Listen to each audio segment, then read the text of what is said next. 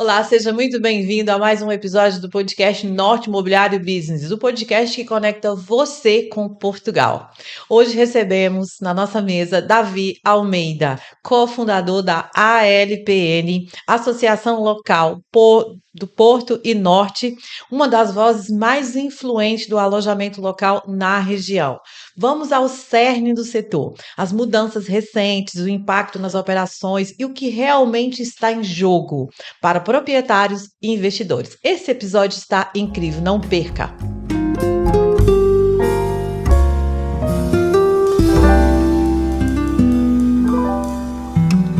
Esse episódio tem o patrocínio oficial da Imobiliária Agência Douro, uma referência no imobiliário de Portugal.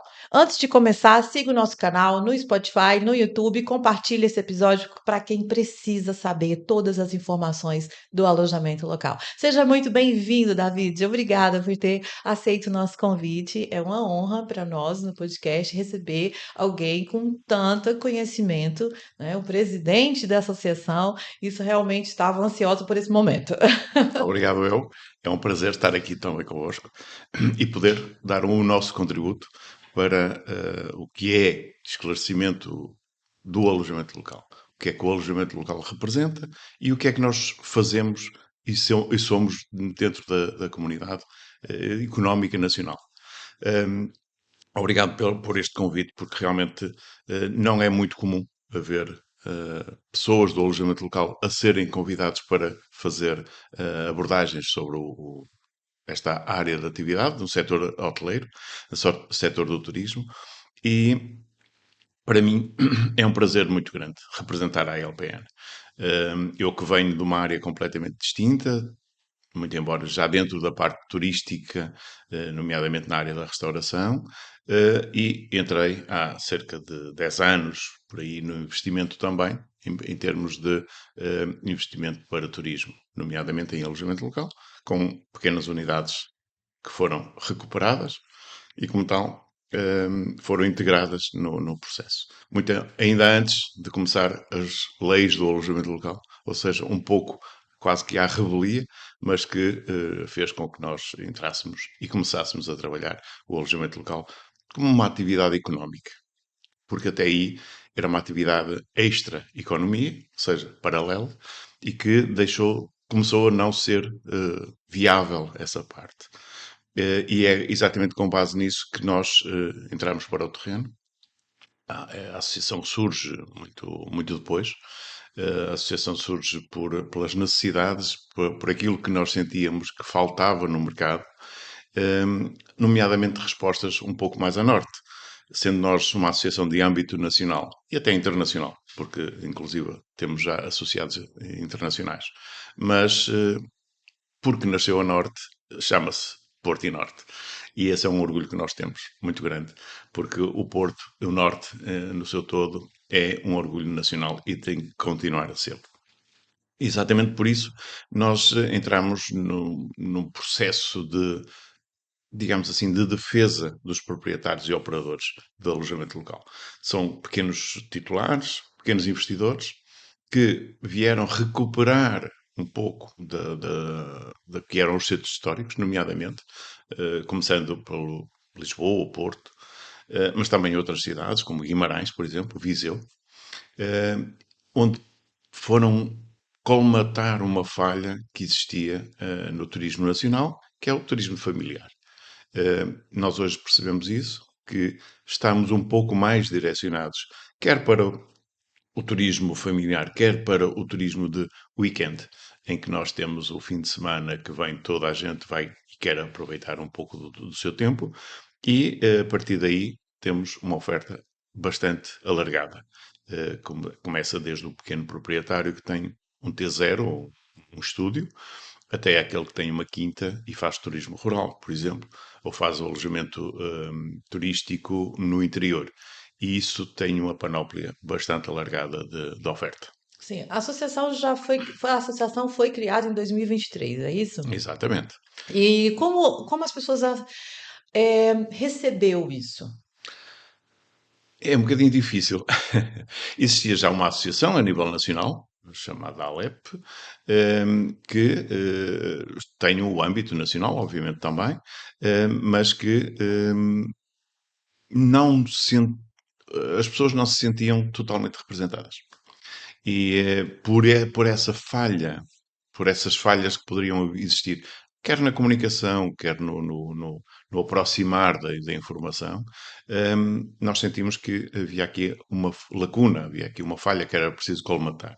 E foi a partir daí que, sim, em 2023, após já aquela grande confusão que foi a parte da crise Covid-19, e que muitos de nós já cá estávamos, evidentemente, porque o grande boom foi em 2018, portanto, já a partir daí já estávamos, mas aquela quebra total que aconteceu, e foi um teste à resiliência do alojamento local, bem passado, diga-se em amor da verdade, porque, para além de tudo mais, nós servimos de apoio também durante a Covid para suportar muitos alojamentos para pessoas, trabalhadores, para membros das unidades médicas, hospitalares, enfermagem, etc., em que nós alojamos pessoas gratuitamente para suportar aquela crise que era violenta, como todos sabemos. Mas depois disso entendemos que, e aí foi se calhar o ponto que nos fez pensar, está qualquer coisa que está a falhar, temos que criar aqui uma associação a norte, chamamos assim, possa colmatar e avançar um pouco mais junto dos nossos operadores. Isso foi muito essencial para o alojamento local, para o crescimento do alojamento local. Sim, repare que o crescimento do alojamento local acontece ao longo de vários anos. Nomeadamente, ele acontece, a primeira legislação que existe é em 2008. Depois há uma remodelação e em 2014 sai a primeira lei, 128 de 2014, que é a grande lei do alojamento local. E depois há uma série de evoluções que vão acontecendo ao longo do tempo. Mas sim, e foi exatamente a partir de 2009, grosso modo, quando da chegada das low cost, que o alojamento local teve também o seu boom. Foi exatamente a partir daí toda a gente passou a viajar, toda a gente tem o direito de viajar, é um facto, e portanto começou a aparecer os nossos alojamentos. E começámos pelos hostels, começámos por pequenas unidades, eh, fomos recolhendo prémios internacionais uns atrás dos outros, de qualidade, de excelência, e a partir daí foi um boom natural que foi acontecendo. É facto que, chegando a 2018, há aqui um crescimento exponencial que vem atrapalhar um bocadinho em algumas circunstâncias, mas isso não é nada que não se consiga ultrapassar. É verdade, eu cheguei em 2018 e já esse boom já chegou junto comigo. Qual é o mito, David, mais persistente que distorce a percepção pública sobre o alojamento local? As pessoas acham muita coisa sobre o alojamento local, principalmente quem não está no alojamento local, não é? Nós sabemos que a população acha que a culpa dos preços altos é do alojamento local, a culpa da falta de arrendamentos é do alojamento local. E eu quero que o senhor, como o senhor tem muito acesso a esses dados, nos esclarecer, isso é mito ou é realmente verdade? Isso aconteceu? Fala um pouco sobre isso. Vamos então direto ao assunto. É, Como sabem, presumo que devem saber, recentemente saiu um estudo relatório de uma fundação, da Fundação Francisco Manuel dos Santos, eh, da qual eu prezo muito e sou muito atento às divulgações que eles fazem, ehm, em que existe uma percepção sobre o alojamento local de que é pernicioso. E é pernicioso no sentido de que, e disse muito bem, as pessoas entendem que o alojamento local anda a retirar a habitação às pessoas. Bem, voltemos atrás. Nos anos em que nós começamos a ir buscar os titulares, ou as pessoas que estavam no alojamento ilegal, vamos chamar assim, para sermos mais concretos, e trouxemos para a economia formal, hum, as pessoas começaram a ver que isto até se calhar era interessante. Era titulado até como galinha dos ovos de ouro. É certo que, a partir daí, as pessoas começaram a evoluir. E o que é que fizeram? E sabemos, e eu conheço o Porto bastante bem, particularmente o Porto estava decrépito, estava, de uma certa forma, insalubre. Não havia, as pessoas fugiam do Porto. Eu posso lhe dizer que em 30 anos, sensivelmente, o Porto perdeu 100 mil habitantes. O que representava, naquela altura, nos anos 80, 70, 80, 90, uma fuga. Uma fuga porquê? Porque não havia condições de habitabilidade. As pessoas não tinham as casas como com o mínimo de condições. Então surgiu, e nessa altura, com a integração europeia, etc., surgiram novas casas. Em Matosinhos, na Maia, em Gondomar, etc., nos arredores do Porto, com qualidade. Obviamente que as pessoas fugiram dos centros históricos, dos centros das áreas que não tinham condições, para onde conseguiam ter boas condições. A preços aceitáveis. Portanto, estava aqui conjugado uma série de fatores que fez com que isso acontecesse naturalmente. O que é que aconteceu à cidade do Porto, aos centros históricos, nomeadamente no Porto? Ficou decrépito. As casas caíam, as casas estavam abandonadas, estavam em ruína, etc, etc. E foi aí que o alojamento local teve o grande boom. Sim, pequenos proprietários ou pequenos investidores, porque muitos endividaram-se junto da banca para comprar este ou aquele imóvel e começaram a recuperar os imóveis. Imóveis esses estavam vazios. Repito, estavam vazios, sem condições. Portanto, houve um investimento muito grande. Eu tenho o meu exemplo, que eu, na altura, comprei um espaço de um edifício hum, em que eu pensei que só ia meter um prego e dar uma pintura, e quando dou a primeira martelada, eu disse, caiu tudo, eu tenho que refazer a casa toda. Portanto, era nestas condições que se encontravam muitas das vezes. E isso fez com que as pessoas começassem a pensar, bem, isto aqui até é funcional e até é interessante, a procura é boa, então vamos investir. Sim, e o alojamento local foi buscar esses espaços, pequenos espaços, pequenos edifícios, começou a apostar aí. A aposta pura e simplesmente privada, com endividamento, como eu já disse muitas das vezes, e que fez com que o AIL em Portugal fosse visto como algo de excelente. E era. E como eu já referi também, os prémios começaram a aparecer, as pessoas começaram a reconhecer as cidades de Portugal como um destino turístico e deixaram de ser os destinos de praia, como o Algarve ou a Madeira, deixaram de ser destinos de golfe, não deixaram de ser, passaram a ser outros também. Porque esses continuam em grande. Os destinos de praia estão, graças a Deus, estão muito bem. Os destinos com turismo de golfe são fantásticos, mas trouxeram outros, nomeadamente para o interior. Trouxeram o turismo de termas, trouxeram o turismo, o enoturismo, trouxeram turismo de natureza, uma panóplia de oferta que não existia antes. E onde a hotelaria, nomeadamente, raramente aposta, porque são investimentos muito grandes para procuras pequenas. É. E aí encontramos o alojamento local, são ofertas pequenas para procuras pequenas. Está encaixado. Portanto, esse mito de que o alojamento local retira habitação é isso mesmo, é um mito. E há estudos que o demonstram. Houve um estudo já em 2013, pela mesma Fundação Francisco Manuel dos Santos, que dizia mesmo claramente o alojamento local não retira a habitação. E foram vários estudiosos que o fizeram. Portanto, há aqui qualquer coisa que não encaixa. E esta percepção que existe na sociedade de que o alojamento local é o mal de todos os males é um bode expiatório. Eu Pura e, acredito. pura e simplesmente. Porque não há evidência científica de que isso seja verdade. E, portanto, se vamos tomar decisões com base em percepções, meus caros amigos, estamos mal economicamente, vamos derrotar-nos a nós mesmos. E isso acho que não deveria ser assim. Há aqui um desvio de atenções. Eu não queria ser, digamos assim, não queria entrar muito nessa guerra, entre aspas, porque eu relembro-me, em 2018 começaram os condicionamentos ao alojamento local, já em Lisboa. Em 2022, se não estou em erro, foram canceladas novas licenças. E, no entanto, os preços continuaram a subir e a oferta não aumentou. Ok, então o que é que se está a passar? Há outros fatores. Nas mesmas zonas onde o alojamento local estava condicionado, a hotelaria não estava condicionada. O que é que aconteceu? E aí os investidores foram inteligentes, compravam o edifício inteiro, alteravam-lhe o uso de habitação para serviços e construíam um hotel. E se não é um hotel, é um apart-hotel. Ou se não, é um apartamento turista. Ou seja, um bloco de apartamentos turísticos.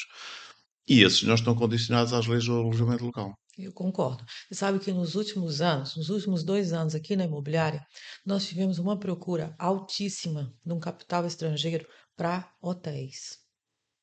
Então, Exatamente. esse é realmente do alojamento local é um mito que as pessoas não aprofundam, como o senhor disse.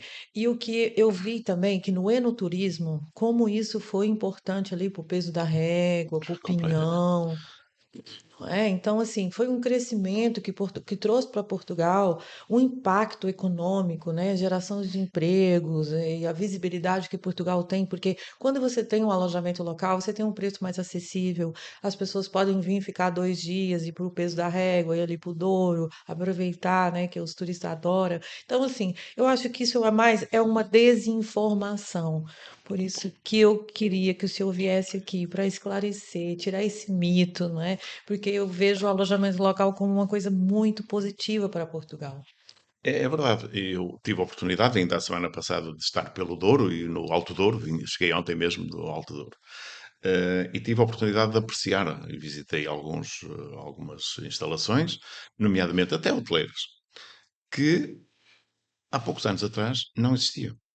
E, portanto, com esta chegada de turismo mais eclético, chamamos-lhe assim, que aborda toda a panóplia da oferta que nós temos, hoje criaram-se oportunidades em pequenas cidades do interior. E o Peso da Régua é um deles. O Peso da Régua, mas não só o Pinhão, São João da Pesqueira, Valpaços, Bragança, Mugadouro, até no Mugadouro. Eu estive ontem mesmo no Mugadouro e fui lá visitar algumas instalações e posso lhe dizer que temos ofertas excelentes, excelentes, com qualidade e com preços bastante aceitáveis.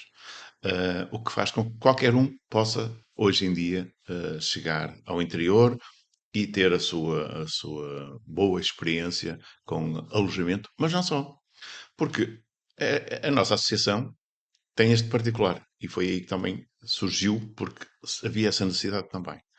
Não somos só do alojamento local, é a associação do alojamento local e atividades conexas. Porquê?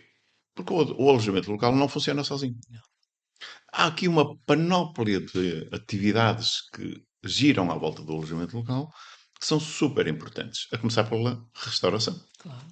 A restauração, a lavandaria, o café, sei lá, o turismo, o tour propriamente Sim. dito, o transfer de passageiros de um lado para o outro. Há aqui uma panóplia de informação. E segundo um estudo que foi há tempos feito, não me recordo agora quando, hum, estimou cerca de 50 atividades que impactam diretamente no alojamento local. O que é que isso acontece? Imagine surgir um alojamento local em Aguiar da Beira. Ou, sei lá, Celúrico da Beira. Sim. Eu conheço e o alojamento local, o que é que veio fazer? Olha, veio reabrir o restaurante que já estava fechado há anos, veio dar emprego, porque é preciso fazer a limpeza, é preciso fazer o check-in e o check-out, é preciso fazer várias atividades, é preciso levar as pessoas porque elas não ficam em Celúrico e vão fazer o parapente, por exemplo, ali ao Sim. lado, e precisam de um transporte. Tudo isso impacta no alojamento local. E esta economia circular é de extrema importância. E se nós quisermos controlar isto, ou se quisermos condicionar isto, bem mal vai Portugal, porque realmente vai impactar bastante. Tem opções aqui no norte, né? Nós temos Braga, temos o Douro, temos Vila do Conde. Então, eu acho assim que não é, nós não ficamos muito. É que tem outras grandes cidades aqui, como Barcelona, que sofre muito, porque você só tem aquilo, né? Então, os pontos turísticos são os mesmos. E não é o nosso caso, né? Exatamente. Então, o turismo não vem, o turista não vem só para a Baixa do Porto, ele vem para uma. E a nossa comida também é muito famosa, as pessoas também vêm para comer, não é? Gosta Também. do fado, vem também para escutar cultura. Então não é só aquele turismo de Baixa do Porto. De todo. E ainda bem que fala nisso. Nós temos o aeroporto do Porto, que é a nossa porta de entrada, a grande porta de entrada. Mas cerca de 40% não fica no Porto. 40% está estimado, cerca de 40% vai para vários locais do país, nomeadamente a norte, porque o aeroporto serve essencialmente o centro e norte. E vai acontecendo que Vila do Conde, como disse, Esposende, Braga, Guimarães, Barcelos, todas essas cidades, nomeadamente aqui, depois entramos pelo interior, mas nomeadamente estas, têm tido um crescimento brutal. E crescimento económico. Eu não falo do crescimento do alojamento local. O alojamento local contribui para isso, mas é apenas um.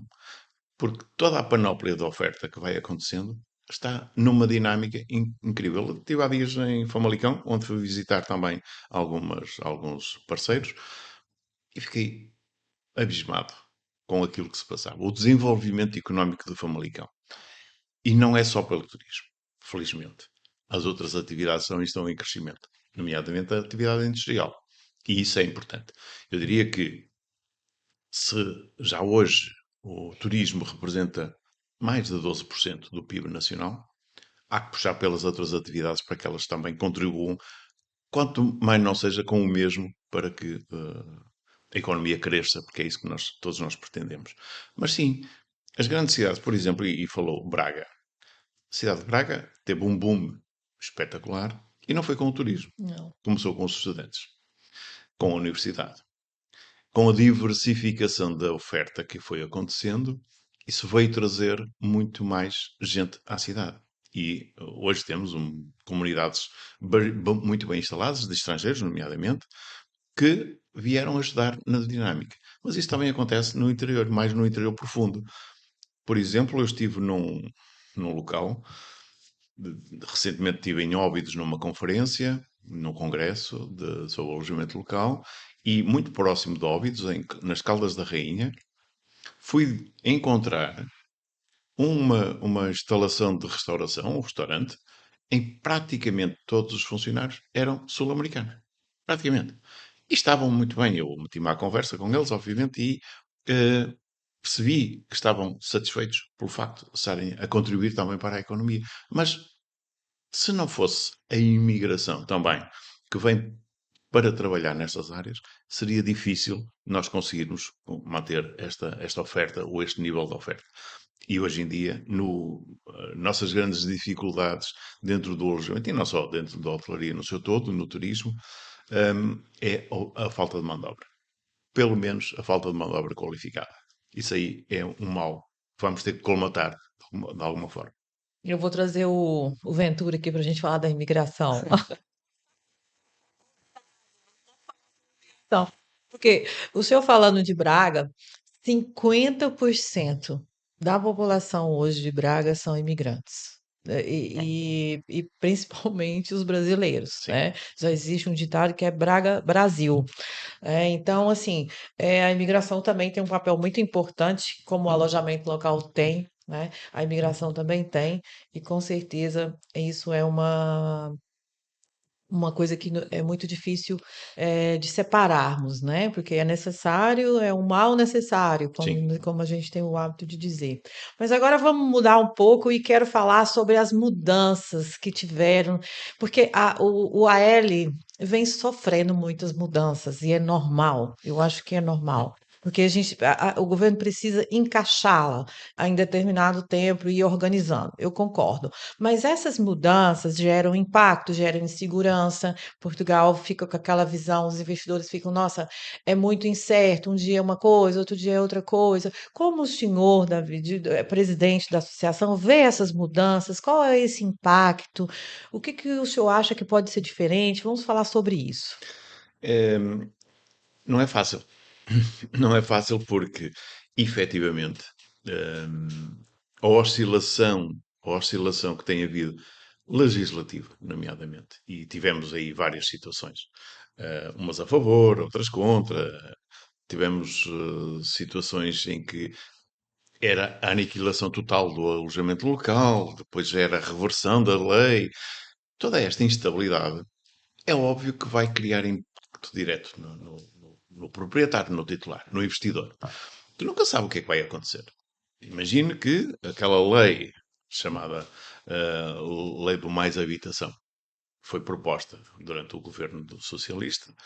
Um, Ele iria impactar de uma tal forma que eu tenho o meu empréstimo a correr, porque eu contraí um empréstimo à banca para investimento. E estava sujeito a ficar sem o investimento. Ou seja, estava sujeito a que me impedissem de continuar a atividade para eu conseguir cumprir com as minhas obrigações perante a banca. E o que iria acontecer? É apenas um exemplo. Se eu deixasse de ter rendimento, eu deixava de cumprir com a banca. A banca vinha, tomava-me conta do edifício e eu ficava sem dinheiro e sem casa. E o que é que eu fazia a seguir? Ia para o fundo de desemprego e isto é a minha atividade. Isto não é um acrescento à minha atividade. Isto é a minha atividade.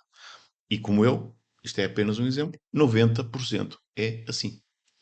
Portanto, são pequenos micronegócios que vieram fazer o seu autoemprego, vieram construir pequenas unidades em que têm dois, três funcionários, e isto veio impactar diretamente. Se há uma instabilidade legislativa a cair constantemente em cima disto, as pessoas deixam de apostar. As pessoas deixam de ter credibilidade. Não acreditam. Pá, mas o governo agora anda aqui a brincar, quer dizer, é para cima e para baixo. Apostamos, não apostamos.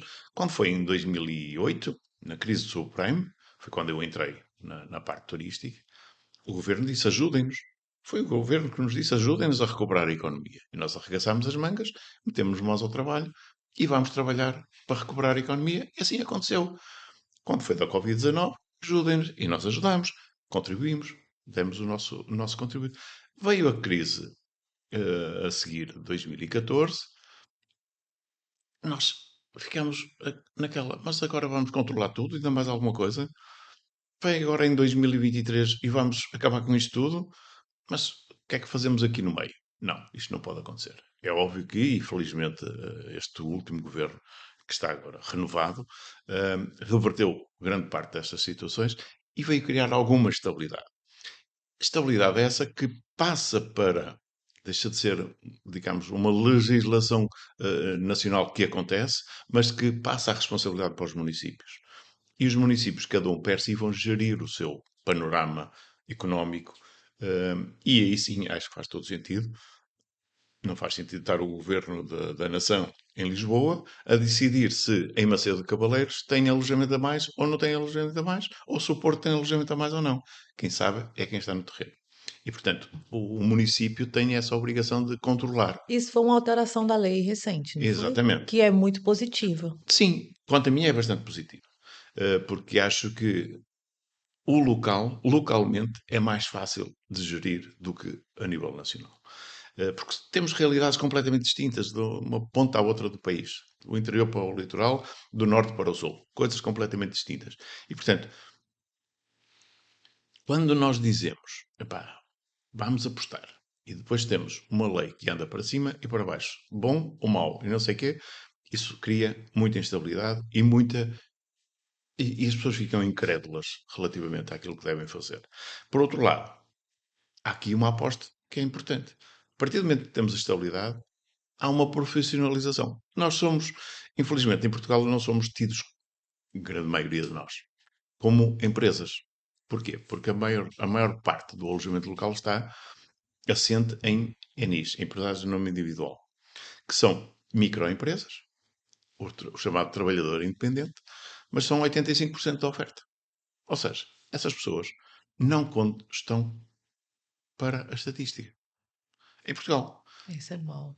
a Eurostar, desculpa, a Eurostat, estava-me a faltar o termo. A Eurostat conta. Ou seja, por isso é que quando nós vemos estatísticas sobre o alojamento local em Portugal, aquilo que vemos são estatísticas para alojamento local acima de 10 camas. Isso representa, não chega a 10%, se calhar, da oferta total. Tudo o resto não conta para a estatística. Então, se daquilo que nós já contamos, os tais menos de 10%, já é muito, porque as pessoas acham que é demasiado, imaginemos se O total. tivermos lá tudo a contar para a economia. É por isso que eu digo, a nossa influência, o turismo em Portugal, no seu todo, não são só 12% do PIB, mas são muito mais do que isso. E acho que há que refazer as coisas. Porque, segundo as últimas informações que eu obtive do Eurostat, o alojamento local representa qualquer coisa como 40% da oferta de camas em Portugal. Portanto, não é coisa para ser desprezada. Agora, sobre as mudanças, nós tivemos a mudança que eu achei super importante, de você gerir localmente, cada câmara vai gerir, né? Se dá licença, se não dá licença. Eu acho que isso foi bem razoável, essa mudança, que foi para melhor. Teve também a suspensão das zonas de contenções, né? Que são zonas que já estão inchadas, que já Sim. estão excessivas. E que mais, Davi? Embora essas zonas de contenção continuem a existir, porque Sim, elas existem em determinados pontos. Mas eu costumo dizer, em micropontos. sim, Porque é na Baixa do Porto. sim. A cidade do Porto tem 40 e tal quilómetros quadrados, quer dizer, mas só a Baixa do Meio. Porto é que está a zona da Ribeira, a zona dali mais próximo do centro. Sim, está um bocadinho saturado, é verdade. O centro histórico de Lisboa, sim. Mas também lhe posso dizer que, por exemplo, o centro histórico à volta do Castelo, em Lisboa, que é Santa Maria Maior, que é a freguesia mais impactada, tem qualquer coisa como 99 hotéis. Quer dizer, eu quando falo hotéis, é empreendimentos turísticos. Ok? Portanto, desde hotéis, hotéis e apartamentos turísticos. Portanto, e é uma zona de contenção. Total, absoluta. Portanto, não há uma única licença para alojamento local. Os hotéis abrem todos os dias ou quase. Segundo dizem, estão previstos cerca de 100 novos hotéis. Portanto, eu não sei onde é que eles irão ser encaixados, mas irão. Estarão licenciados já ou preparados para. Portanto, há que ter aqui alguma sensibilidade a este nível. Há aqui uma dualidade de critérios. Isso eu não consigo admitir, não consigo aceitar, pelo menos. E já tive a oportunidade de o dizer ao porque acho que não faz sentido esta dualidade de critérios. É preciso alterar aqui um bocadinho o paradigma, porque não chega só nós colocarmos o ónus em cima de um elemento, que é o alojamento local. Ele é que é o culpado, e todos os outros está-se tudo muito bem e não passa nada. E eu acho engraçado que a rede hoteleira foi a que mais ganhou com o alojamento local, porque teve um crescimento brutal. Eu trabalho muito com venda de hotéis e teve um crescimento significativo depois do AL, porque eles se sentiram ameaçados. E não só. Não só poder-se ter sentido um pouco ameaçados. Daí que orientaram a agulha. Deixou de ser hotel, passou a ser apartamento turístico. Portanto, é um nicho, era um nicho do mercado que não estava a ser Explorado. explorado e quando repararam que o alojamento local era esse mercado, então direcionaram a agulha para esse mercado também. Obviamente, dá para todos. Eu não me importa que existam hotéis, não me importa que existam apartamentos turísticos, importa-me sim que haja dualidade de critérios. Isso sim. Eu sempre disse que os regulamentos municipais sobre o alojamento local não se devem chamar assim. Devem se chamar regulamentos municipais sobre o turismo. Mas, o, mas os hotéis, a rede hoteleira tem uma pressão mais forte sobre o governo. Ente- Entendo isso perfeitamente. Nós somos pequeninos e, como tal, não temos esse lobby a fazer a pressão Eu acho sobre. que aqui tem que chamar, vamos chamar os nossos ouvintes para nos reunirmos, fazer uma assembleia mais forte para termos mais lobby junto ao governo. Olha, a gente tem que também saber o que vale o nosso peixe. Exatamente. O nosso peixe, e posso lhe dizer, por exemplo, estamos na região do Porto. No Porto, a oferta de alojamento local chegou a superar a oferta hoteleira. Portanto, é só para ter a noção de que realmente é importante. Hoje em dia já não é assim, porque cresceram muito a parte hoteleira e, portanto, não cresceu assim tanto a parte do alojamento local. Mas sim, é verdade. E se o alojamento local serviu para captar outro tipo de turismo, toda a gente ganhou. Toda a gente ganhou. Nós, a hotelaria e todas as atividades que regiram à nossa volta, à volta da hotelaria também. Sendo que nós, alojamento local, temos esse particular. Nós não temos grandes estruturas. Então subcontratamos, damos emprego, É. contribuímos. Ao passo que as grandes cadeias hoteleiras têm tudo internamente. Tem o restaurante, tem a lavandaria, tem tudo internamente. Portanto, fica tudo muito dentro. Com um agravante. É que muitos deles têm capital estrangeiro e as suas sedes não são cá e os rendimentos não são cá tributados. Ou grande parte deles. Isso é a parte fiscal que o governo não tem pesado, digo eu. Muito bem lembrado, porque essa parte da fiscalidade é uma coisa muito importante e que gera muita dúvida no AL. Quero falar com vocês, se você está gostando desse episódio, curte esse canal e se inscreva, que a entrevista ainda vai ter coisas boas pela frente. E tem o patrocínio oficial da Agência Douro Imobiliária. Se você quer comprar seu apartamento e colocar no AL, com certeza a Agência Douro pode te ajudar. David, o senhor acha que como nós estamos falando aqui sobre pequenos operadores, pequenos, né, investidores que estão aí lutando no AL, tentando fazer ali sua vida e remodelando muitas coisas e trazendo essa vitalidade para o porto, a importância dessas pessoas. O senhor acha que, com essas medidas do governo, essa instabilidade nas normas, o senhor acha que eles estão saindo do alojamento local ou isso ainda não aconteceu?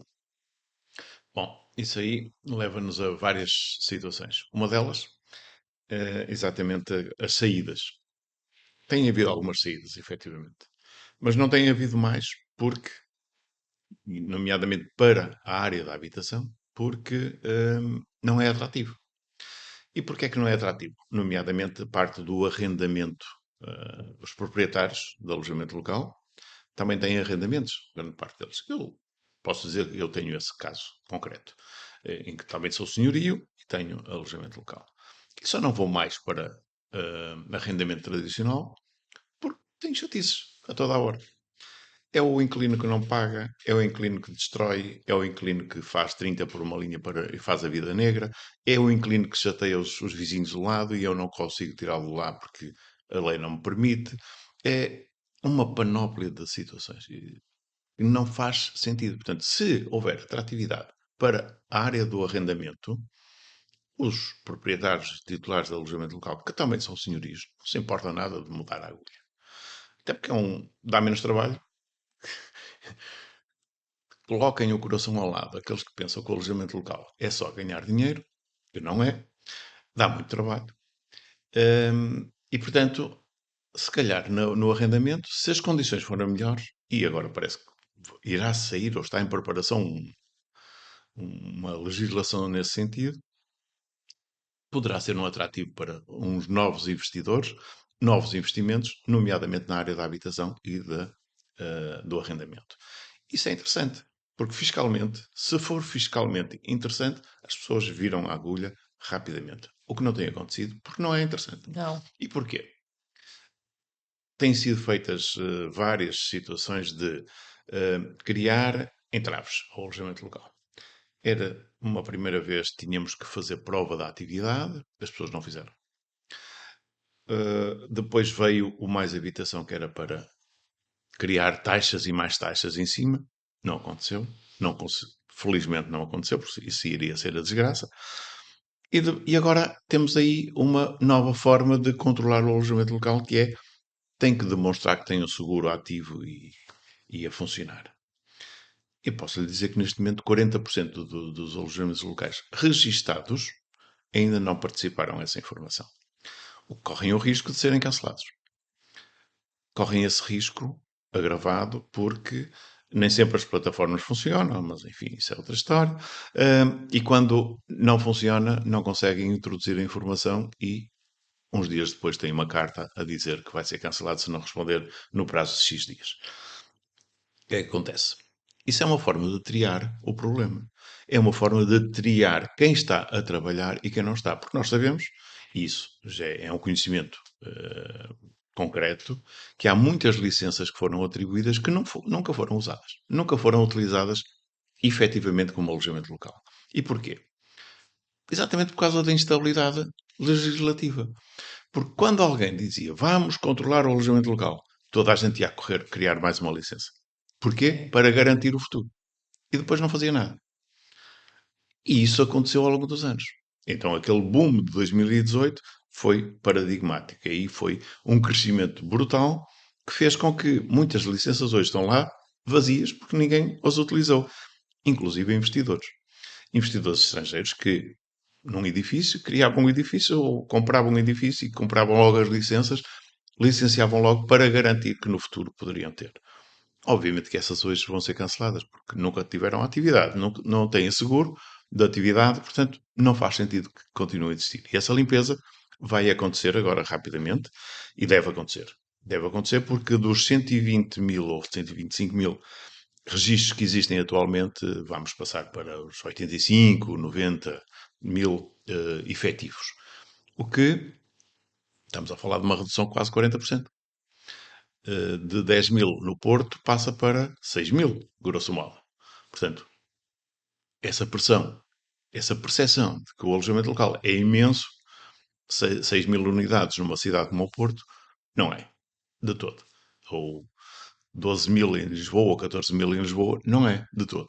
Porque elas estão dispersas. E hoje já se nota, nomeadamente na cidade do Porto, e ainda bem. Isso foi até uma medida do último executivo, que foi criar os chamados distritos da cidade. Ou seja, o município achou por bem, e muito bem a nosso ver, criar várias ofertas distribuídas pela cidade para evitar que toda a gente fosse para o centro histórico, ficasse a aposta só ali. E hoje temos apostas a serem feitas nas partes altas da cidade, desde Paranhos, desde Ramaldo, desde Ariosa, etc. Portanto, lá para cima, para as Antas, há muitos alojamentos a nascerem, alguns alojamentos, porque não são muitos, a nascerem nessas zonas, que é uma oferta mais fácil. E é cada vez mais fácil, ou será sempre mais fácil, se houver uma boa via de comunicação. Ou seja, se houver transportes em condições a funcionar em pleno e que transportem as pessoas, porque chegar das Antas ao centro da cidade demora 10 minutos no metro. Ou chegar da zona do Hospital de São João ao centro da cidade demora 15 minutos. Quer dizer, isso não é nada hoje em dia. E isso é muito fácil. A chamada cidade dos 15 minutos é muito, muito interessante podermos deslocar e estar em qualquer lado em apenas 15 minutos. Essa é a vantagem de estar no Porto. Exatamente. Seu Davi, é o seguinte: no horizonte de 5 anos, o setor estabiliza, retrai ou se reinventa? Essa é a pergunta para $1 million. Verdade. A minha perspectiva é boa. Muito bem. O crescimento não vai acontecer da mesma forma que acontecia, obviamente. Vai estabilizar. Há aqui uma estabilização no crescimento. Mas vai continuar a crescer, obviamente, porque a oferta é boa, a procura é grande e, portanto, se nós conseguirmos ser o inteligentemente suficiente ou inteligentes o suficiente para ter uma abertura para outras ofertas, quanto mais ofertas tivermos, melhor. E aí sim, iremos ter uma consolidação fantástica, porque acho que isso vai acontecer, e vamos ter uma diversificação muito maior. Eu falava há dias com um nosso associado, lá em cima em Valpaços, em que fez questão que eu fosse lá visitar a oferta que eles tinham. E posso lhe dizer que eu fiquei abismado com aquilo que eu vi. Era uma senhora, já com alguma idade, e quando ela me começou a mostrar o espaço, eu fiquei palerma. Eu vi cristal de arques, eu vi pinturas de grandes artistas, eu vi quadros e peças riquíssimas. Eu perguntei, e livros, obras únicas até. Eu perguntei, mas a senhora não tem receio que lhe retirem aquilo que tem aqui? Não. A resposta foi perentória. Não. Isto está aqui para as pessoas apreciarem. Se eu gosto de apreciar uma boa pintura, se eu gosto de apreciar uma boa peça de arte, porque é que os meus hóspedes vão lá de apreciar também? Eu fiquei admiradíssimo. Esta postura é fantástica. E isto não acontece todos os dias. Infelizmente. Porque não chega a colocar fotografias bonitas na Booking ou na Airbnb. Não chega. A empatia das pessoas, a forma de receber, a forma de estar junto com os hóspedes é completamente distinta É isso da que, hotelaria para o alojamento local. isso que eu ia dizer agora. Esse é o diferencial. Exatamente, é isso que nos vai fazer crescer continuamente paulatinamente, muito consolidado, é isso que lhe vai continuar a fazer crescer o alojamento local. E eu estou perfeitamente convencido disso, e a aposta é essa: qualidade, qualidade e qualidade. Muito bem, isso a gente está tendo. Agora vamos aproveitar que o senhor é de formação é contabilista. Oh, Vamos diabo. falar um pouco da fiscalidade, da fiscalidade. É um assunto um pouco assim, deixado de lado quando a pessoa vai fazer um investimento. Eu vejo aqui muitos estrangeiros, principalmente, sofrem muito com essa questão. Eles chegam e, eu quero entrar no AL, quero comprar e botar no alojamento local. A gente tem muitos aqui clientes de Israel e porque está dando muito dinheiro, porque fulano está ganhando dinheiro e tal. Só que isso tem um impacto, né? Os impostos para os não residentes têm um impacto um pouco maior Sim, sim. nesse estrangeiro que está vindo e às vezes não atentam a isso. Os meus que chegam aqui, eu já digo, olha, atenção, que tem que ter cuidado, porque são impostos diferentes, o senhor tem que calcular 30% disso, 30% daquilo, então no final tem que fazer as contas, porque senão os números não batem. Então vamos falar, qual que é o erro mais frequente, né, quando eles chegam, logo no início? É falta de planejamento tributário, vamos dizer assim? O que que o senhor Eu acha? digo, sem querer fazer publicidade, falta-lhes uma folha de Excel. Tão simples como isto. Pá, acabou o tempo do logo se vê. Vamos fazer as coisas como elas têm que ser feitas. Há um planeamento que tem que ser feito sempre, logo à partida. Primeiro é assumir que o alojamento local não é só rendimento. Tem custos bastantes. Tem impostos, mas tem custos de contexto. E são bastantes. Hum, o investidor que chega cá e diz: epá, aquilo está a funcionar muito bem, devem ganhar muito dinheiro. Essa é a questão das percepções. Devem ganhar muito dinheiro. Mas se não fizerem as contas, como deve ser, vão chegar ao fim e vão perder dinheiro. Porque o investimento é grande, tem rendimentos razoáveis, mas tem custos altíssimos. E custo de investimento cada vez está pior. Hum, eu costumo dizer que escolher um investimento pela estética ou com o coração vai dar asneira.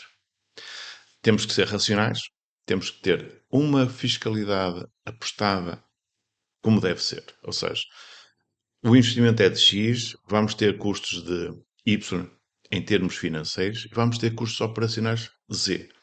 Tudo isto tem um impacto na vida da empresa. Se a empresa não tem esta noção, não vai lá. Não vai lá. E aquilo que eu costumo dizer, e até escrevi para não me esquecer: depender das projeções irrealistas de ocupação, que é aquilo que se tem visto. Digo sempre, isto não é um souvenir, é um negócio. É, Eu escrevi isto para não me esquecer. Porque o alojamento local não é alguém que vem, epá, olha, aquilo é muito giro. Eu fui à Nazaré. Nazaré é o spot turístico por excelência. E aquilo é um negócio. Tem que ser um negócio. Não pode ser tratado de outra maneira. Aquele indivíduo que tem o empregado bancário, vamos tomar como muito exemplo, que até amealhou uns dinheiritos e tal, não sei o quê. E depois lembrou-se, olha, tenho a casa da minha avó, pá, lá em cima na aldeia, vou pôr aquilo no alojamento local. Mas ele esqueceu-se que os custos de manutenção daquilo, da casinha da avó, fora já a recuperação que vai-lhe custar os olhos da cara. Que é assim que se costuma dizer, que é o alojamento local é muito bonito, mas é depois de pronto. Mas até chegar a pronto, tem custos altíssimos. Se nós conseguirmos chegar, ok, chegamos ao fim de 10 anos e temos a recuperação do investimento, tranquilo. Mas se não fizermos essas contas, não vamos lá chegar facilmente. é verdade, eu concordo. E ainda mais para quem não é residente fiscal, tem uma carga maior. Sim, aí ainda é pior. Aí tem o agravante. eh, o alojamento legal foi sendo agravado variedíssimas vezes, começou nos 15%, uma hotelaria, passou para 35% e, em alguns casos, nomeadamente nas zonas de contenção, para 50%. E agora tem a agravante dos os residentes não habituais ou os não residentes. E aí sim, é uma penalização bastante grande. Isso tem de ser bem calculado. É por isso que eu digo sempre, um bom contabilista é a resolução de grande parte dos problemas. Um bom fiscalista ajuda bastante. Hum, Lamentavelmente, e tenho que o dizer, há muitos contabilistas que também não estão preparados Não. para isto. Lamentavelmente, já tive algumas situações desagradáveis até, em que, por via da falta de profissionalismo do contabilista, ou do técnico oficial de contas, ou do contabilista certificado, como agora se diz, alguns investidores perderam muito dinheiro. E, portanto, convém estar bem calçado, entre aspas, com um bom técnico de contas que saiba aquilo que está a fazer e a falar sobre o alojamento local. A associação nunca pensou em fazer uma formação? Olha, eu já te dando uma ideia. Fazer uma formação sobre fiscalidade, sobre o alojamento local seria uma grande mais-valia, não é, doutor? Não só nos trouxe a ideia, mas essa ideia já está no terreno, Ah, que é diferente. Nós firmámos um acordo com a Escola de Hotelaria de Turismo a nível nacional, foi cá no Porto. Está em preparação um curso completo, cursos completos sobre alojamento local, que envolve a parte legal, a parte fiscal, a parte organizacional, a parte logística, marketing e inteligência artificial. muito bem. Portanto, tudo isso vai ser, e está a ser, está a ultimar, estamos com os últimos pontos em cima da mesa, em que vamos ter exatamente isso, essa oferta. Cobrir essa grande lacuna. Aquilo que eu dizia há pouco, que já não chega só o logo se vê, tem que ser preparado antes. Nós temos de ter os nossos titulares, os nossos operadores, preparados profissionalmente. Como eu disse, isto não é um, uma oferta turística, não é um spot turístico. Isto é um negócio. E como tal, tem que ser tratado como tal. Portanto, se nós conseguirmos formar as pessoas, essa formação vai dar uma oferta de maior qualidade. Portanto, se temos mais qualidade, conseguimos ganhar no preço, conseguimos ganhar na oferta, conseguimos ganhar novos clientes. Isso é fundamental. E isso aconteceu na hotelaria também, né? A Claro, hotelaria fez claro, esse claro, investimento, claro. faz esse investimento, não é, nas pessoas. E eu acho que quando isso acontecer, eu acho que o AL vai sair de uma coisa clandestina para uma E, coisa e oficial. amadora. E E amadora muitas amadora. das vezes. É. Sim, e nós temos que sair desse amadorismo, temos que profissionalizar, porque não há outra forma de o fazer.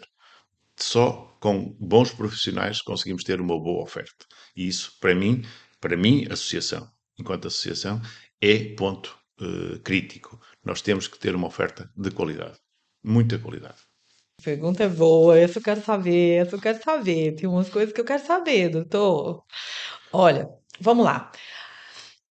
Aponte para mim uma cidade do norte que está claramente em ciclo de crescimento acima da média. Não vale o Porto.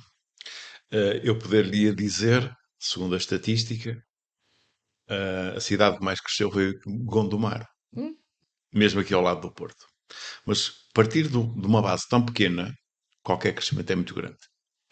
Mas em termos, digamos que consistentes, quem tem crescido mais é Braga. E é Braga, cidade e distrito. E efetivamente tem sido bastante contínuo ou continuado esse crescimento, que é interessante, porque a oferta é boa, é de muita qualidade, e depois porque Braga, nomeadamente a cidade, está muito próximo de várias cidades. E isso faz com que tenha uma atratividade diferente. Porque quem vai para o Braga e fica lá 3 4 dias, visita várias cidades, vários ambientes diferentes até. Vai ao Centro Histórico de Guimarães, vai conhecer a nacionalidade, vai a Barcelos ver a história de, Vai no Gerês. vai no Jerez, exatamente, vai ao turismo de natureza, tem uma panóplia de oferta muito, muito interessante. E isso é fundamental. E sim, é verdade, Braga tem sido o exponente, o expoente máximo, digamos, do crescimento sustentado. E qual é a cidade que o senhor acha que vai crescer e poucas pessoas estão dando atenção, mas vai ser um novo. Isso aí é dar o ouro ao bandido. É?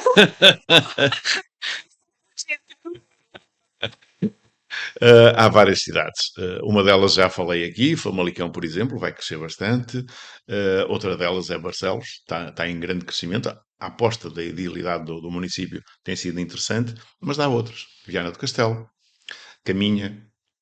Eu não gosto de apontar só uma porque é difícil, Sim. porque Esposende, até porque Esposende tem uma particularidade, porque tem praia, tem golfe, tem serra, tem praticamente Está tudo. perto do aeroporto. E está perto do aeroporto, tal e qual.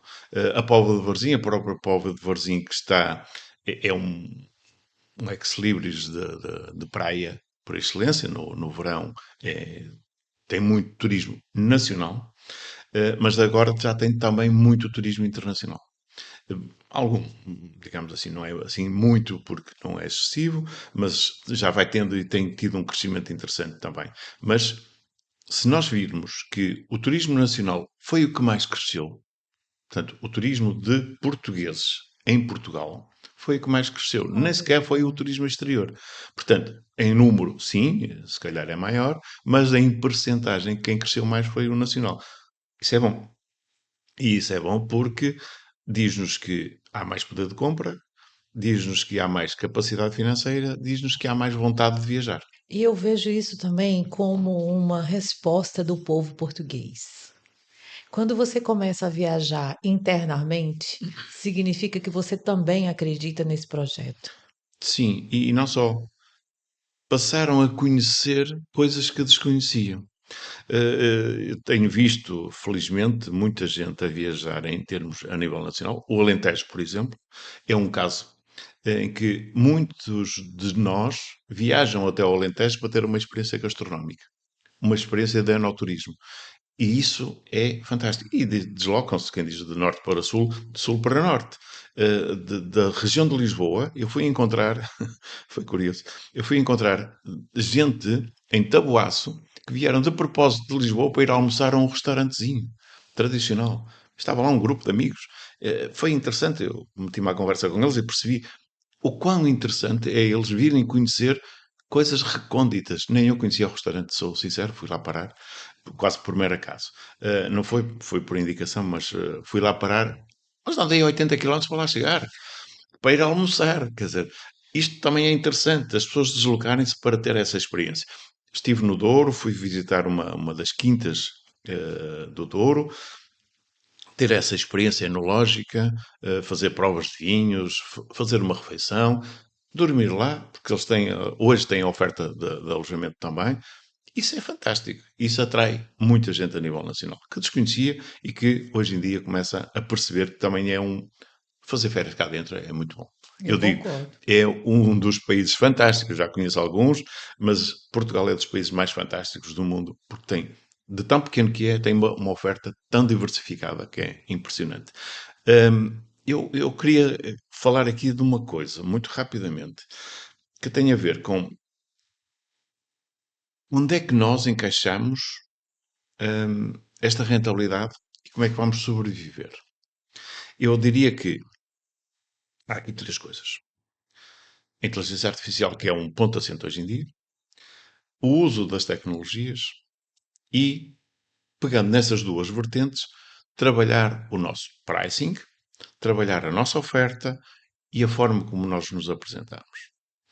Isto são, diria que são estes pontos fundamentais para o tal crescimento sustentável. Porque se nós hoje temos um crescimento razoável, prevê-se para este ano cerca de 9%, grosso modo, mas estamos a crescer coisas diferentes. Em termos de hóspedes, 3%, grosso modo. Em termos de noites, 2, 3% também. Mas em termos de rendimento, 6 a 7%. Ou seja, estamos a ter um rendimento a dobrar, digamos assim, percentualmente, em relação à oferta que temos, que é fantástico. Ou seja, isto só nos indica que estamos a oferecer melhor, estamos a vender melhor. E isso resulta destes quatro fatores que eu falei. Há aqui métricas que importa saber, mas que para o investidor, por exemplo, quando ele vem e quer fazer o seu primeiro investimento e não sabe como, há aqui métricas que tem que levar em linha da conta. Começa logo com o RevPAR, que é o rendimento por quarto Sim. ocupado, disponível, melhor dizendo. O ADR, o rendimento do quarto ocupado, quarto, casa, cama, pode ser utilizado em diversos fatores. O custo por reserva. E aí sim, o tal Excel para fazer as continhas todas, onde vai meter. Isso dá-nos aqui um net operating margin, que é aquilo que nós vemos no final. É esse que importa. E é a partir daí que consegue ter. E depois, claro, o retorno de investimento vê-se E a nesse. publicidade, a internet. Lá está. Tudo isso, com o uso da inteligência artificial e com os programas que hoje existem de oferta, de pricings, etc, etc. Tudo isso faz com que tenha mais ou menos visibilidade, tenha mais ou menos atratividade. Aqui, por exemplo, contratar um bom profissional de fotografia para apresentar boas fotografias, mas isso só não chega. Boas condições. Nós temos, e vou muito rapidamente só contar isto, temos associados que dão-se ao luxo de colocar o chamado kit de boas-vindas, em que colocam vinho do Porto, pastéis de natas, bolinhos de bacalhau, vinho português, queijo da serra. E eu pergunto, quem é que oferece isto? Mas isto é oferecido, muitas das vezes. Ou então até oferecem o transfer desde o aeroporto até ao seu espaço de alojamento.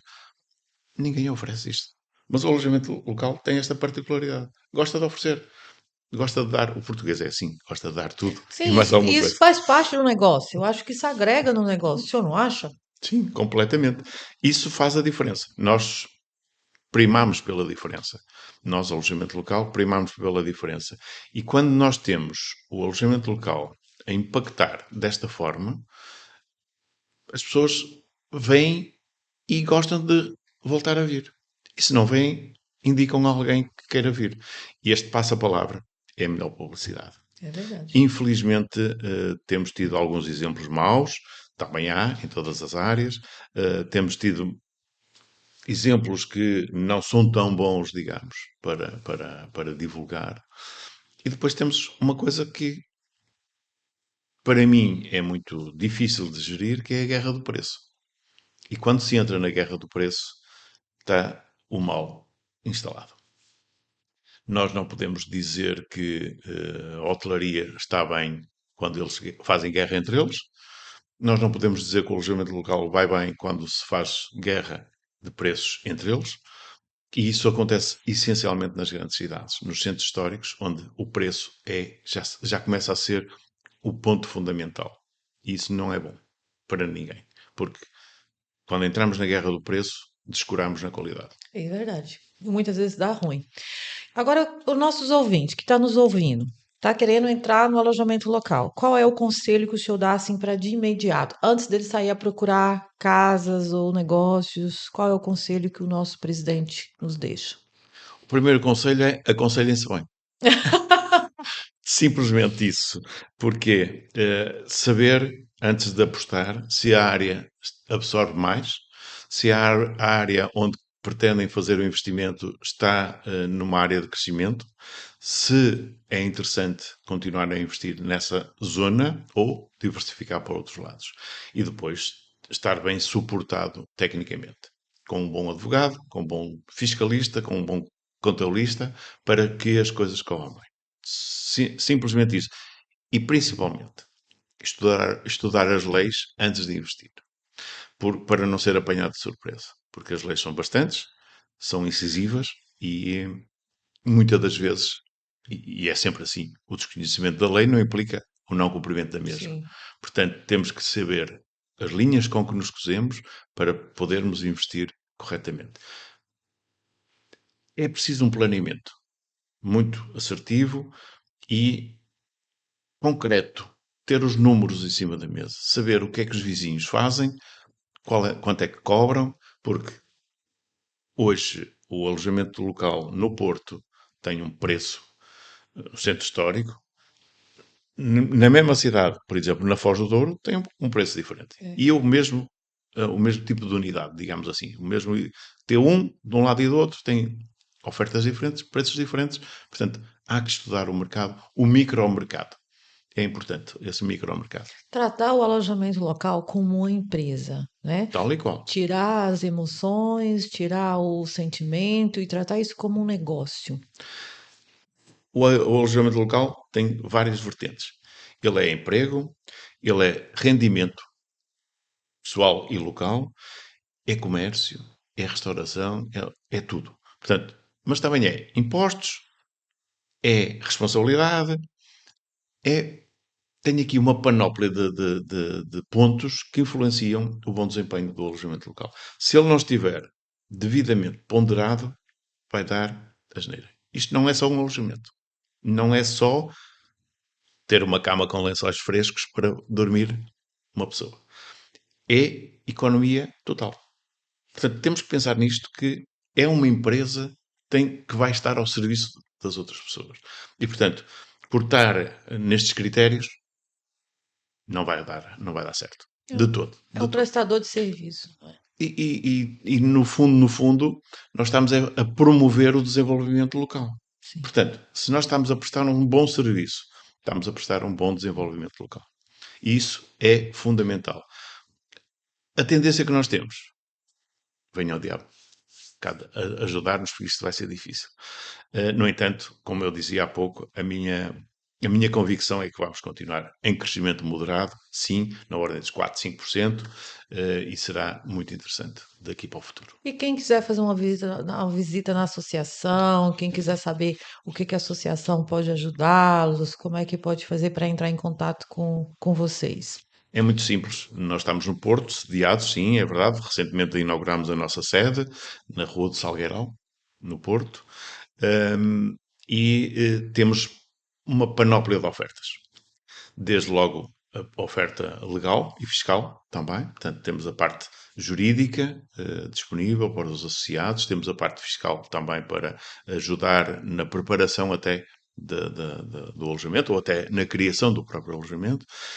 Temos ofertas diversas com diversos players no mercado com parcerias já estabelecidas, desde a segurança, a higiene, a segurança alimentar, a limpeza, os seguros. Temos essa oferta toda que podemos disponibilizar aos nossos associados. Façam-nos uma visita, nós estaremos sempre disponíveis para ajudar no esclarecimento e ajudar nas propostas também. É super importante, porque é uma informação segura de um órgão né, que tem credibilidade, Sim, credível. Eu acho que é uma coisa super válida. Eu acho que você quer entrar no mercado, se você quer ter um alojamento local, é importante que vocês façam uma visita lá à associação, até para pegar as informações concretas, não é? E não ter surpresas depois no futuro. sim, porque temos sido surpreendidos por alguns associados ou players do mercado, que quando nós nos confrontamos com algumas situações, eles dizem, mas eu não sabia. Epá, mas o não saber não é resposta. Tem a obrigação de saber. Quem entra no mercado tem a obrigação de saber quais são as regras do jogo. E se não sabe, tem que se informar junto de quem sabe. E nós, pronto, podemos dizer que temos o conhecimento mais aprofundado, não somos os supra-sumos, mas temos o conhecimento mais aprofundado das situações, das diversas situações que foram ocorrendo ao longo dos anos também, portanto, serviram de experiência e conseguimos dar algumas respostas interessantes, penso eu que cabais, para que as pessoas entrem no mercado com garantias, digamos assim, de que vai funcionar ou pode funcionar. Segurança, né? Sim, De que sim, está sim, sim, sim, fazendo um sim. negócio. Evitar o erro. O maior erro hoje em dia é acharem que sabem tudo. A maior parte das pessoas entrou neste negócio porque era um acrescento ao seu rendimento mensal. Entrou neste negócio sem saber de nada, com um desconhecimento total. E hoje são confrontados com muitas situações que ficam aflitas. É mesmo assim.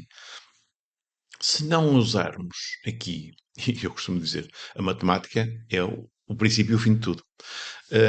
Se nós não usarmos a matemática para conhecer os números com que vamos trabalhar, aquilo que nós nos propomos fazer, vamos, vai correr mal. Vai correr mal. E não é isso que a gente quer. Nós queremos que corra sempre bem. Portanto, no outro dia chegou à nossa associação dois jovens, dois jovens investidores, que vinham à procura de informação. Nós queremos abrir um alojamento local no interior e queremos saber se podemos. Bem, esta foi a postura ideal. Sim, senhor, vocês podem fazer assim, assim, assado. Podem ir aqui, vão falar com fulano, vão falar com cicrano e tratem de resolver a situação. Depois disto tudo conjugado, vocês têm tudo pronto para começar a trabalhar. É assim que deve ser. Quem não sabe deve perguntar. É tão simples como isso. Agora, achar que sabe tudo vai dar asneira. E tem um problema também muito sério, que aqui que eu vejo na mediação imobiliária, é que os corretores querem vender, né? Os consultores querem vender, as imobiliárias querem vender, e diz, não, aqui é tudo, tá tudo certo, você pode Ah, comprar. pode comprar, pode investir, pode escalar e depois vem e não é bem assim. Então, Isso, isso. isso é verdade também e nós não queremos que isso aconteça. Nós queremos que as equipas que entram para o mercado saibam as regras do jogo. Quando chegam e entram neste negócio, porque é um negócio, é uma atividade comercial de prestação de serviços, quando entram, têm que saber que têm que cumprir a obrigação A, a obrigação B, tem as declarações, modelo 30, modelos não sei das quantas, tem o IVA, tem a Segurança Social, tem o IRS, tem uma panóplia de obrigações fiscais, legais, que muitos deles desconhecem. Eu Tem a taxa turística, por exemplo, que não falámos, mas que hoje em dia é uma forma quase que uma forma de financiamento dos municípios. Um, e a maior parte, há muita gente que não faz. E tem o custo da plataforma também. Bem, já não falo nos custos das plataformas, que isso é uma coisa que muitas das vezes passa ao lado das pessoas. As pessoas metem, fazem a publicidade não, e depois chegam ao fim. Ah, mas eles estão a cobrar 15%. Mas a propósito de quê? É verdade. As plataformas hoje cobram no mínimo 15% sobre a venda. E esse custo muitas das vezes não é contabilizado. E quando chegam ao fim, afinal, eu não estou a ganhar dinheiro. Estou a ter muito trabalho, mas dinheiro é pouco. Hum, e essas plataformas não sobrevivem, vivem disso mesmo. Vivem da taxa, da comissão, e evoluem e têm ganho muito dinheiro, é facto, porque o trabalho é pouco e ganham bastante. Um, mas, por exemplo, como eu estava a dizer também da taxa turística, nas cidades, como por exemplo Porto, Lisboa, em que a Airbnb coleta diretamente a taxa turística ao hóspede e vai entregar. Não sei se as pessoas têm noção, mas 25 milhões por ano é muito dinheiro na cidade de Porto. Portanto, há coisas que faltam ter a percepção. Por exemplo, a cidade do Porto, o município, neste momento, está a pensar na eventualidade até de vir a aumentar o valor da taxa turística como forma de financiamento, e acho que essa é uma medida que faz parte do programa eleitoral do Presidente da Câmara, que é a oferta do transporte público. Hum. Mas não para todos, portanto, para os residentes. E essa taxa vai servir como financiamento dessa oferta. Não sei até que ponto é que é justo. O turista estar a financiar aquilo que não usufrui. Mas pronto, alguém há de chegar à conclusão que isto pode não ser bem assim, pode não ser muito bom, mas lá chegaremos. Eu sou contra. A França já fez, você ouviu? Sim. A França já fez isso. Eu só fiquei em dúvida se o turista francês vai usufruir ou só os franceses. Pois, o problema é esse, é que nós aqui no Porto não, em geral, ehm, sempre que turistamos, pagamos Claro. taxa, mesmo sendo nacional. Portanto, eu que sou do Porto, vou ficar alojado num hotel no Porto e eu tenho que pagar uma taxa turística. Eu só fui trabalhar, não fui turistar. Fui ter uma conferência e precisei de lá ficar, ou algo do género. E isso, não sei se faz sentido. Não sei se faz sentido. Mas é difícil de gerir. É. E como eu dizia há pouco, é uma forma de financiar os municípios de alguma forma também.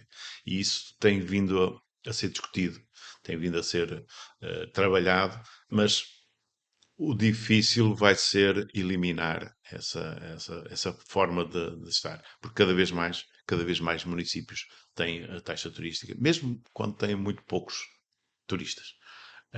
E alguns, inclusive, até, como foi o caso de Vila Nova de Gaia, tinham 600 unidades de alojamento, por exemplo, e até cancelaram os alojamentos, as novas licenças, etc. Portanto, há aqui qualquer coisa que não ainda precisa de ser afinado.